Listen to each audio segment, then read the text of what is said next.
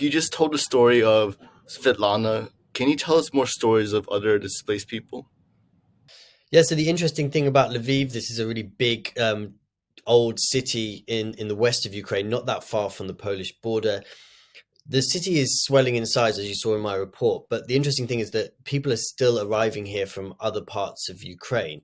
There's special evacuation carriages in every train that comes from the east of Ukraine. So these are reserved for people that want to flee the war, and they're given free tickets and support along the journey. And they're met here in Lviv by volunteers from the city.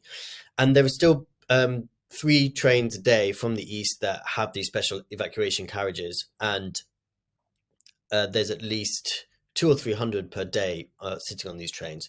So we met a number of people that had just arrived in Lviv from the east. These people are, just as we saw loads of images at the beginning of the war, these displaced people, these refugees, they're carrying everything.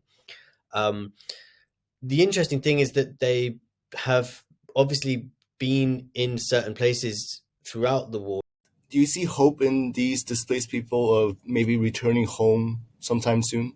I believe the message that we've got from all sorts of Ukrainian people here in Lviv and other people I've spoken to, lawmakers, leaders, everyday people, soldiers, is that the only thing that they have in their mind is victory, and they're sure of it. This is a existential threat to them and their nation, and everyone is kind of united here in the country to bring that reality. So for the people that we've spoken to, yes, the two things are linked. They do have hope that they will be able to go home, but that hope is linked to the eventual victory of Ukraine in repelling Russian forces and retaking those areas in the east that are currently under occupation.